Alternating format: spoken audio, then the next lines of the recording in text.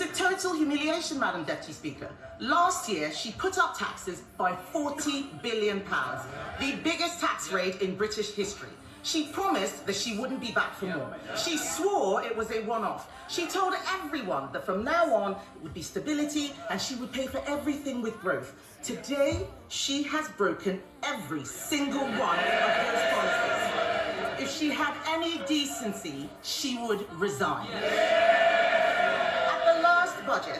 At the last budget, she said she was proud to be the country's first ever female Chancellor. After this budget, she will go down as the country's worst ever Chancellor.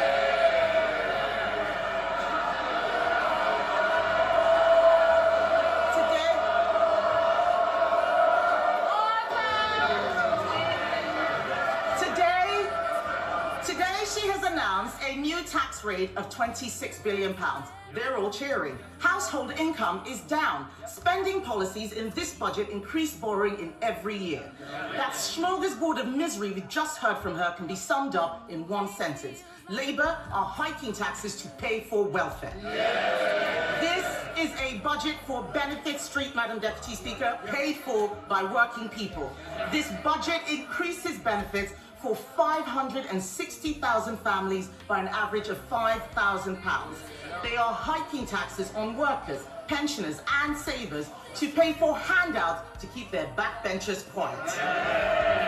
These are the same, yes, they can chanter all they like. These are the same backbenchers, Madam Deputy Speaker, who cheered last year when she taxed jobs and left more than 100,000 people without an income. They cheered because they didn't understand the consequences of what they were doing, and they still don't. Madam Deputy Speaker, it's not been an easy time for the Chancellor.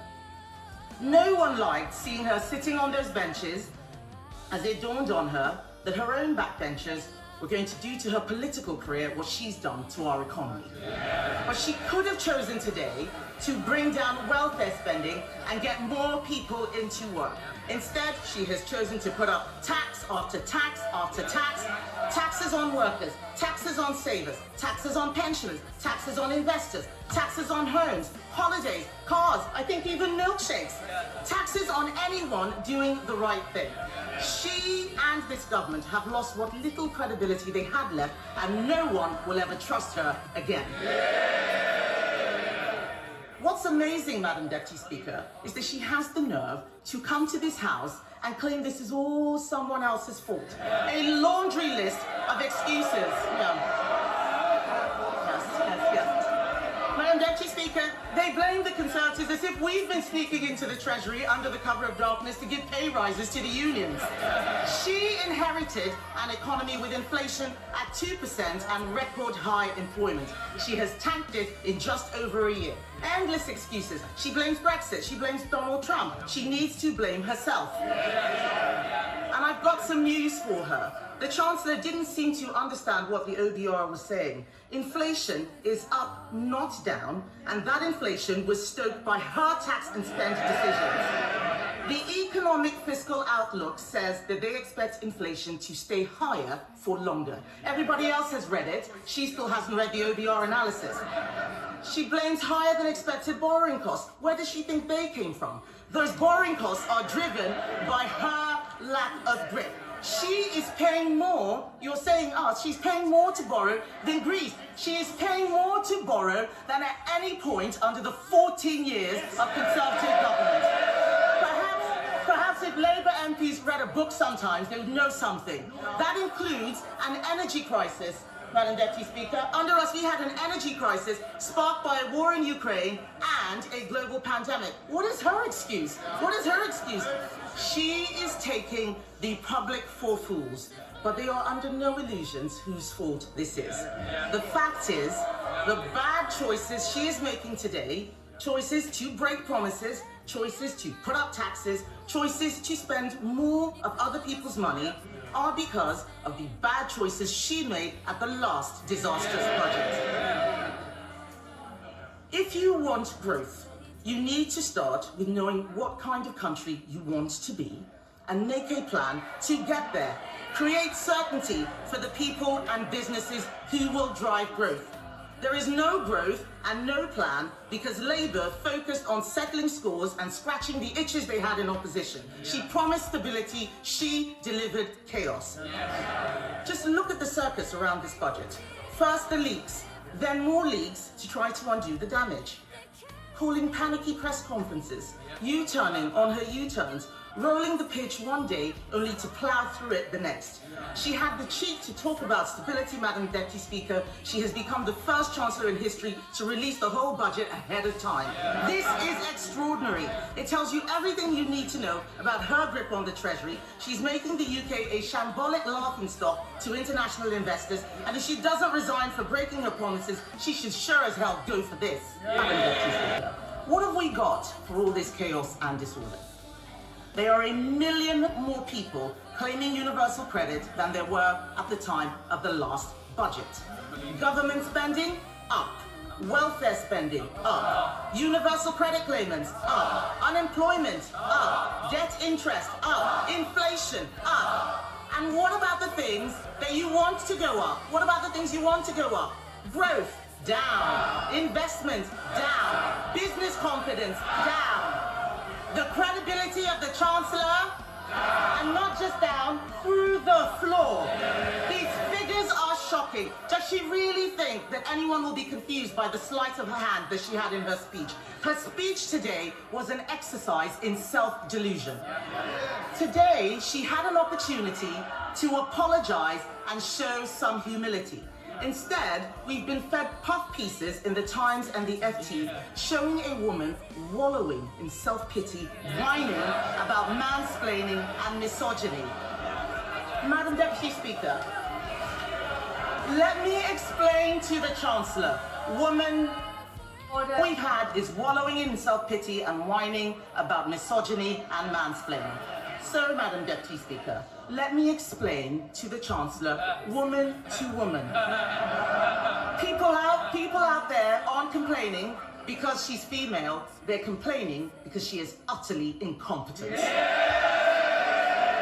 Real equality means being held to the same standard as everyone else. It means being judged on results. Take her bright idea, the Office for Value for Money. It's been closed down because it didn't save a penny. In fact, it cost the taxpayer £1.6 million. You couldn't make this stuff up. Madam Deputy Speaker, I've identified a way to save taxpayers huge amounts of money by sacking just one person, the woman sitting opposite. The ex-chief economist of the Bank of England was not mansplaining. He wasn't mansplaining when he said the uncertainty around today's budget is the single biggest reason growth has flatlined. What did the Chancellor think would happen when she went on breakfast telly to do an emergency public service announcement? I interrupt your Cheerios to bring you this frightening message about income tax. And then, unbelievably, she changed her mind 3 days later. No wonder people are in despair. She says she wants people to respect her. Madam Deputy Speaker, she wants people to respect her. Respect is earned. She apparently told Labour MPs this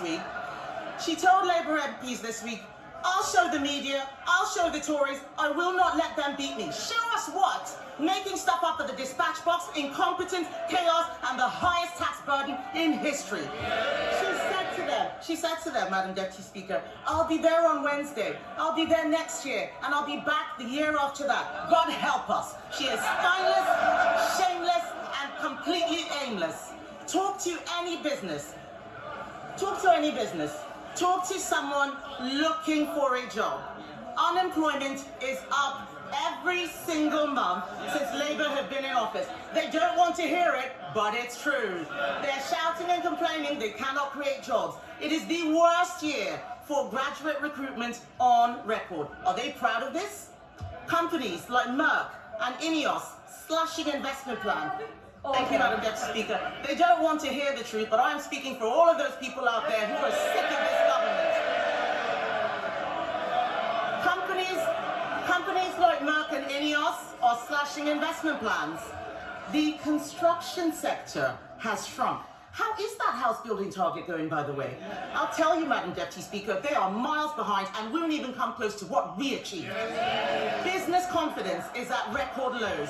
No wonder today future growth has been revised down in every year of the scorecard. The papers are reporting that 1 in 8 business leaders is planning to leave Britain. Even one of Labour's biggest ever donors, Lakshmi Mittal, has fled the country. What we have in front of us is a budget littered with broken promises. She stood on a manifesto which promised better returns for UK savers. Today, she's putting up taxes on savings, on his salary sacrifice even. She promised to give pensioners the security and retirement they deserve. Today, she slapped higher taxes on people saving for their pension. She promised to make Britain the best place in the world to invest and do business. Today, she has raised the dividend tax rates. She and the Prime Minister had already broken their promise to freeze council tax, but today she's decided to go even further, introducing a new property tax clobbering family homes that will only raise small amounts. This is Labour's Britain. This is Labour's Britain. People who work hard, Madam Deputy Speaker, people who work hard and save hard to buy their homes get taxed more, while those who don't work, who in some cases refuse to work, get their accommodation paid for by taxpayers.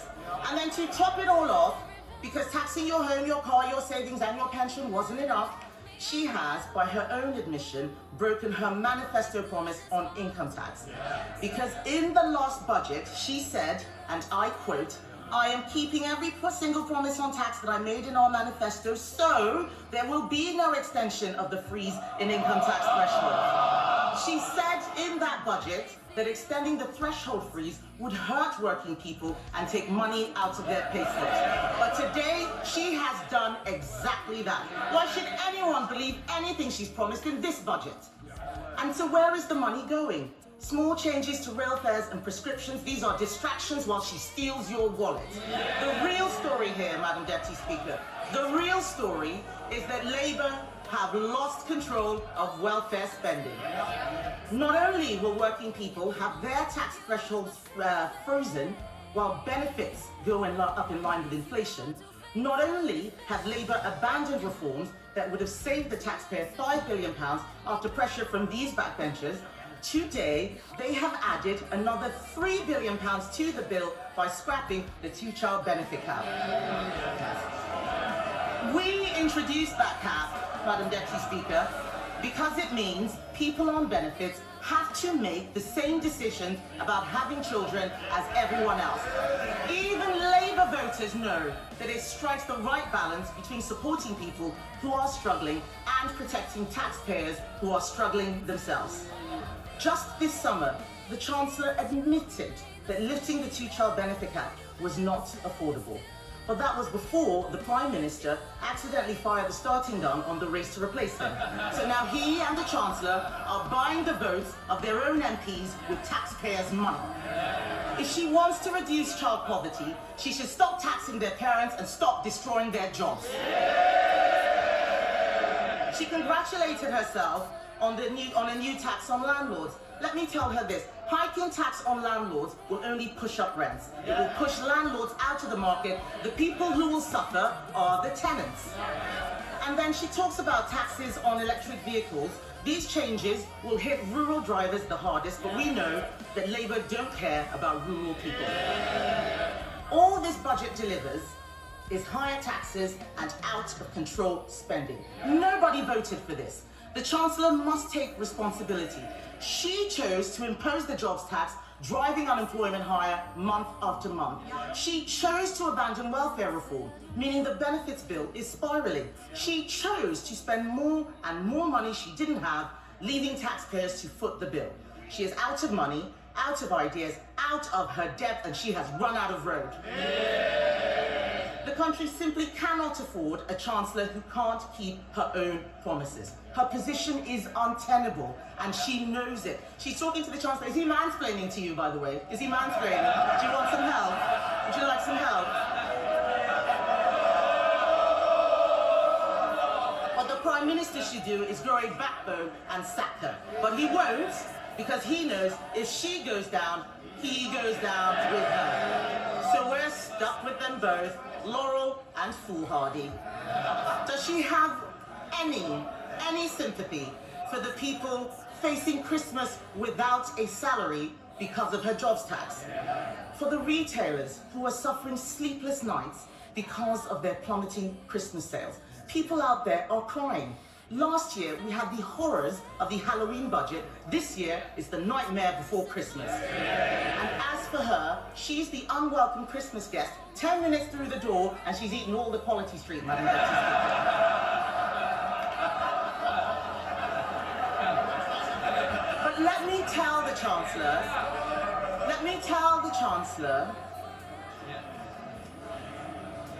the Chancellor something she has forgotten.